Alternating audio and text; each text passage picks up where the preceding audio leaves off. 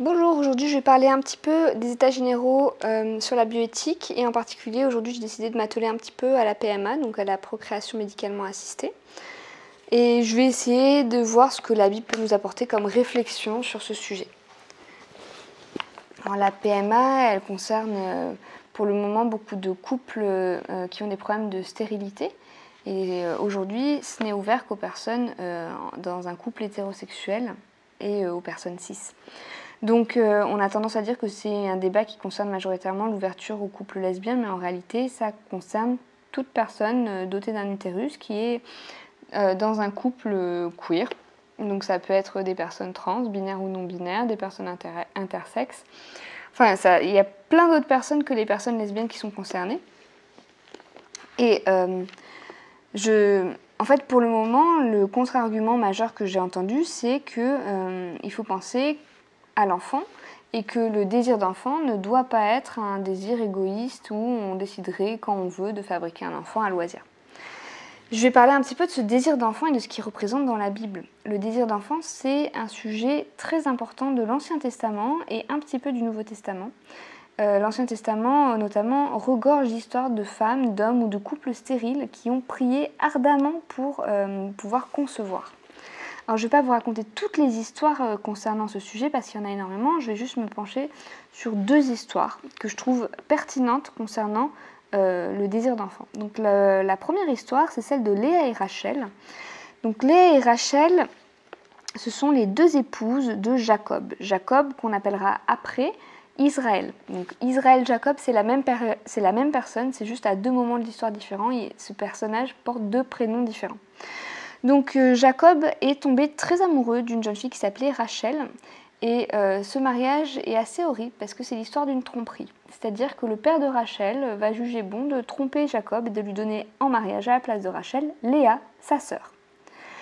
Ça va être une situation extrêmement compliquée parce que Jacob va après se retrouver l'époux de Léa et Rachel et ça va causer énormément de souffrance et à Léa et à Rachel. On nous dit que, donc ça c'est dans Genèse 29, verset 31, « L'Éternel vit que Léa n'était pas aimée et il la rendit féconde, tandis que Rachel était stérile. » Donc on se retrouve dans une situation de concurrence entre les deux sœurs, l'une n'étant pas aimée mais étant féconde et l'autre étant aimée mais étant stérile.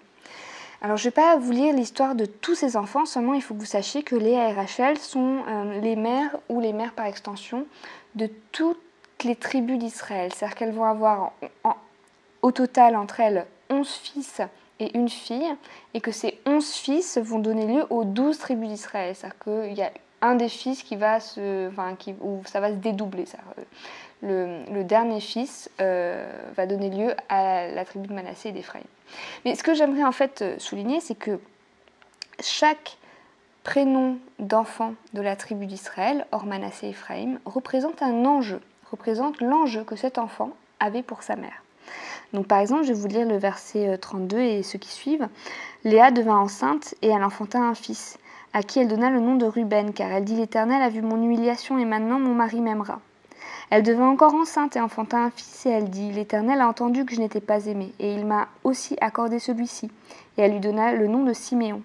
Elle devint encore enceinte et enfanta un fils et elle dit « Pour cette fois mon mari s'attachera à moi car je lui ai enfanté 3 fils, c'est pourquoi on lui donnera le nom de Lévi. » Il faut savoir que par exemple, il y a un des enfants d'Israël, des tribus d'Israël, dont le nom signifie littéralement maison, parce que sa naissance signifiait pour sa mère l'espoir que son mari habiterait désormais avec elle. Donc, le désir d'enfant qui anime la famille d'Israël, enfin de Jacob, c'est un désir qui est lié à une compétition entre deux femmes pour leur mari. C'est un désir d'enfant qui est assez malsain puisqu'en fait c'est un désir qui est relié à de la manipulation, à des enjeux de pouvoir. Mais je vais continuer quand même avec une autre histoire de désir d'enfant qui se trouve dans Samuel, c'est l'histoire du désir d'enfant de la mère de Samuel. C'est une histoire qui par quelques aspects est un peu similaire mais qui ne se finit pas de la même manière. Donc ça commence avec l'histoire d'un homme qui avait 2 femmes, donc encore un homme polygame, dont l'une s'appelait Anne et l'autre Pénina. Pénina avait des enfants, mais Anne n'en avait point. On est à peu près dans la même configuration, c'est-à-dire qu'il y a une femme qui va avoir beaucoup d'enfants, et une autre qui n'en aura pas, mais qui sera très aimée de son mari. On nous dit même, donc Elkana, qui était le nom du mari, dit Anne, pourquoi pleures-tu et ne manges-tu pas? Pourquoi ton cœur est-il attristé? Est-ce que je ne vaux pas pour toi mieux que 10 fils? Mais on ne peut pas en fait minimiser la douleur de Anne, malgré le fait qu'elle soit entre guillemets la préférée de son mari. Elle souffre énormément de ne pas avoir d'enfant, et on nous dit qu'elle est allée au temple et qu'elle a prié pour pouvoir être mère.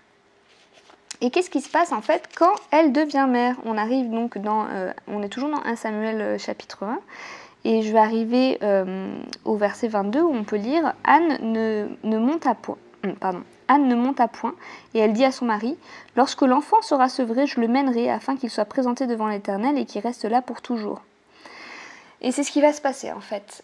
Anne va garder le bébé avec elle jusqu'à ce qu'il soit sevré, et à ce moment-là, elle va l'amener au temple et le donner au temple. Alors je ne vais pas juger la relation d'Anne et de son fils. Je pense qu'elle avait de l'affection pour lui, puisqu'on nous dit que chaque année, quand elle revient faire un sacrifice au temple, elle apporte une petite robe qu'elle donne à son fils. Mais on est face à une femme qui avait un énorme désir d'enfant et qui, quand elle a pu avoir un enfant, a donné son fils à des inconnus. Alors, c'était pas n'importe quels inconnus, c'était le grand prêtre dans le temple, donc on imagine qu'elle avait toute confiance en cette personne. Mais on est aussi là devant quelque chose qui est quand même assez complexe. Et qu'est-ce que nous apportent ces deux histoires? Ça nous apporte deux histoires de désir d'enfant qui vont être majeures dans la Bible. Samuel, c'est un très très grand prophète de l'Ancien Testament qui sera en contact avec David. Et les 12 tribus d'Israël, c'est un petit peu central dans l'histoire du peuple d'Israël. Cependant, on ne peut pas nier que l'histoire du désir de ces enfants-là est quand même assez perturbante pour des gens de notre époque, et que on aurait tendance à penser que les chrétiens n'ont pas vraiment de leçons à donner sur ce qu'est le désir d'enfant et sur l'abnégation qu'on a quand on donne naissance à des enfants, parce que nos textes sacrés sont quand même sacrément tordus concernant le désir d'enfant. Alors bien sûr, il faut remettre ça dans son contexte. À l'époque, la valeur d'une femme reposait sur sa capacité à engendrer. Donc la souffrance de la stérilité était immense. Mais on pourrait s'arrêter là et juste dire, bon, on va pas les juger, mais c'est quand même pas du tout applicable à notre époque. Mais j'aimerais quand même aller plus loin, et je vais vous lire un passage d'Ésaïe chapitre 54 qui commence comme il suit. « Réjouis-toi stérile, toi qui n'enfantes plus, fais éclater ton allégresse et ta joie, toi qui n'as plus de douleur, car les fils de la délaissée seront plus nombreux que les fils de celle qui est mariée, dit l'Éternel. » Sans vouloir sortir ce verset de ce contexte, qui est en fait une métaphore sur le fait qu'Israël va retrouver les bonnes grâces de Dieu et sera à nouveau béni, j'aimerais quand même appuyer le fait que dans la Bible, si on nous parle énormément de stérilité, c'est pour nous montrer le miracle que c'est quand une personne qui désirait un enfant peut finalement avoir un enfant. Et je pense que c'est un point de vue qu'on pourrait garder, on pourrait en tant que chrétien se dire la Bible est une histoire de réjouissance sur des personnes qui ne pouvaient pas avoir d'enfants, qui le désiraient ardemment et qui en ont eu. Et personnellement, c'est ce que je vais m'efforcer de faire désormais. Une personne qui a envie d'avoir un enfant et qui aura la possibilité d'avoir un enfant, je vais me réjouir pour cette personne. Voilà. C'est à peu près tout ce que j'avais à dire sur le sujet. J'espère que je pourrai bientôt faire peut-être une intervention sur la GPA, la gestation pour autrui.